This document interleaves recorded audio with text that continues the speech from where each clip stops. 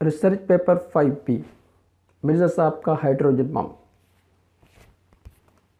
واقعہ کربلا کا حقیقی پس منظر 72 صحیح الاسناد احادیث کی روشنی میں۔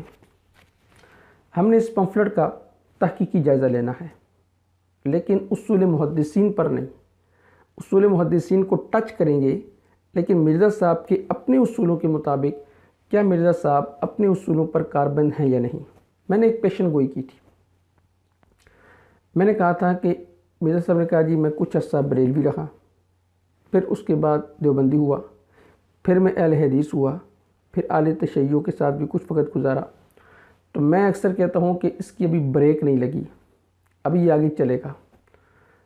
آپ اس مرزا صاحب کی کلابازیاں دیکھیں، مرزا صاحب کے پینترے بدلنے دیکھیں، مرزا صاحب کا حق کو قبول نہ کرنا دیکھیں، حق سے انحراف دیکھیں، تو یہ ساری باتیں واضح کریں گی کہ مرزا صاحب کی ابھی بریک نہیں لگی۔ مرزا صاحب بنیادی طور پر حب جاہ، شہرت کے پجاری ہیں، حب جاہ کے مریض ہیں، اور وہ سمجھتے ہیں کہ مجھ سے بڑا محقق آج تک دنیا کے اندر پیدا ہی نہیں ہوا۔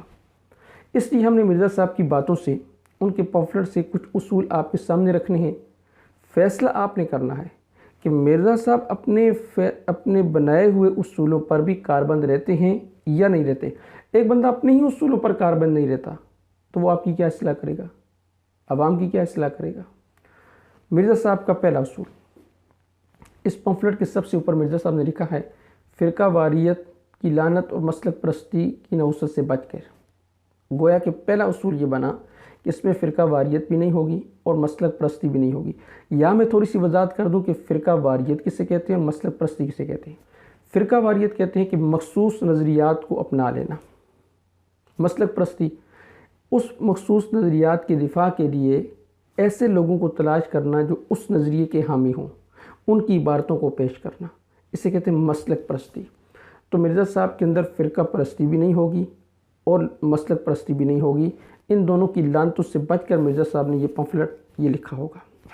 نمبر 2، اس میں مرزا صاحب نے کہا جی قرآن، صحیح حدیث اور اجماع امت ہوگا، اصول نمبر 2۔ اصول نمبر 3، اس میں تاریخ کی جھوٹی روایات، بے سند اور ضعیف الاسناد احادیث نہیں ہوگی۔ 3 اصول ہو گئے۔ چوتھا اصول، مرزا صاحب نے کہا جی میں نے 200 احادیث اہل سنت والجماعت کی مستند کتابوں سے لکھی ہیں۔ آگے چل کے لکھتے ہیں کہ میرے مسلمان بھائیوں، شیطانی وسوسوں کے باوجود اپنی موت سے پہلے صرف ایک مرتبہ اس تحریر کو اول تا آخر لازمی پڑھیں۔ اس کا مطلب یہ ہے، اصول نمبر 4 کے مطابق اگر کوئی شخص اس پمفلٹ کو پڑھنے سے منع کرتا ہے تو وہ شیطانی وسوسہ پیدا کرنے والا ہے۔ اصول نمبر 5، مرزا صاحب نے سورہ بقرہ کی آیت نمبر 159 اور 160 نقل کی، ان الذین یکتمون ما انزلنا من البینات والہدی من بعد ما بیناہ للناس فی الکتاب اولئک یلعنہم اللہ ویلعنہم اللاعنون۔ اس کا مفہوم آپ یوں سمجھ لیں، جو حق بات کو چھپائے گا، حق بات کے واضح ہو جانے کے بعد بھی اس پر اللہ تعالیٰ کی بھی لعنت ہوگی اور لعنت کرنے والوں کی بھی لعنت ہوگی۔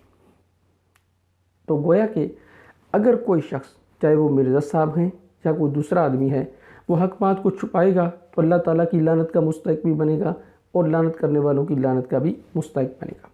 اصول نمبر 6، مرزا صاحب نے جامع ترمذی کی ایک حدیث نقل کی سیدنا ابو ہریرہ رضی اللہ تعالیٰ عنہ سے کہ قال رسول اللہ صلی اللہ علیہ وسلم من سئل عن علم علمہ ثم کتمہ الجم یوم القیامۃ بلجام من نار۔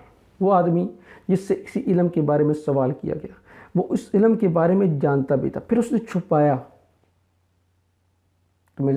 تو حدیث میں آتا ہے الجم یوم القیامۃ بلجام من نار، قیامت کے دن اس کو آگ کی لگام پہنائی جائے گی۔ 6 اصول ہو گئے۔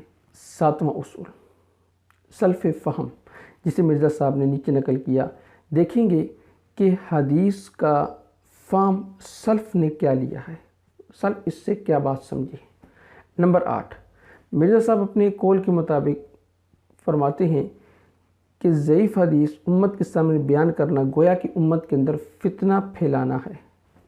نمبر 9، آخری، مرزا صاحب کے قول ہے کہ اگر کوئی بندہ حق بات نہ بتائے تو اس کا مطلب ہے کتی چورا نہ رلی ہوئی ہے۔ یہ 9 اصول ہیں، ہم نے اس ریسرچ پیپر کا جائزہ لینا ہے ان 9 اصولوں کو مد نظر رکھتے ہوئے۔ آیا مرزا صاحب ان 9 اصولوں پر کاربند ہیں یا نہیں؟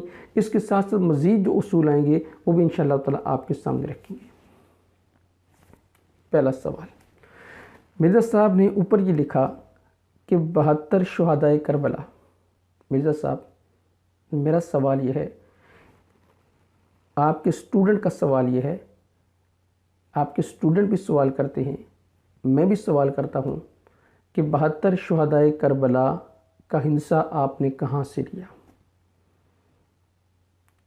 اگر آپ کہتے 72 ہی تھے، میں نے اپنی پچھلی ویڈیو کے اندر بتایا، تفصیل کے ساتھ بتایا کہ شہدائے کربلا کی تعداد میں اختلاف ہے، ایک قول 72 کا بھی ہے، یہ قول کس نے نقل کیا؟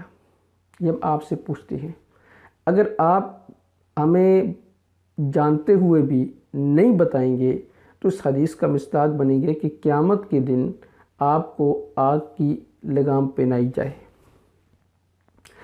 آپ جانتے ہوئے نہیں بتائیں گے تو حق بات کو چھپانے کی وجہ سے آپ اللہ تعالیٰ کی لعنت کے بھی مستحق بنیں گے اور لعنت کرنے والوں کی لعنت کے بھی مستحق بنیں گے۔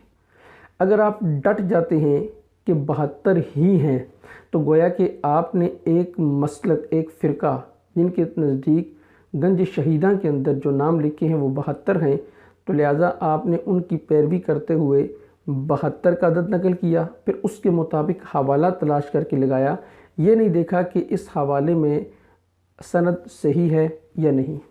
البدایہ والنہایہ آپ اٹھا کر دیکھیں، تاریخ طبری اٹھا کر دیکھیں، اس کے اندر اس حوالے کو نقل کرنے والا ابو مخنف لوط بن یحییٰ ہے، جس کے بارے میں محدثین کہتے ہیں وہ کذاب تھا۔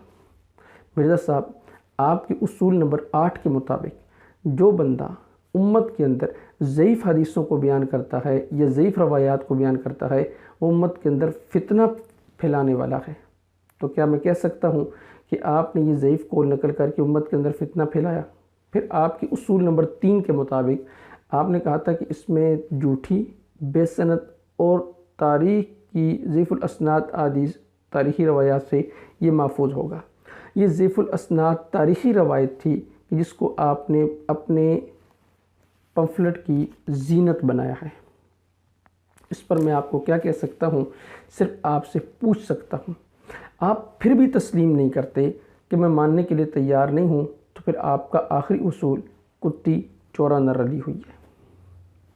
آگے چلیں، آپ نے اس میں صحیح مسلم کی ایک حدیث نقل کی 6466، جس کا ایک جملہ یہ ہے کہ میرے صحابہ میری امت کے لیے باعث امن ہیں۔ اب نبی اکرم صلی اللہ علیہ وسلم نے صحابہ کو امت کے لیے باعث امن کہا۔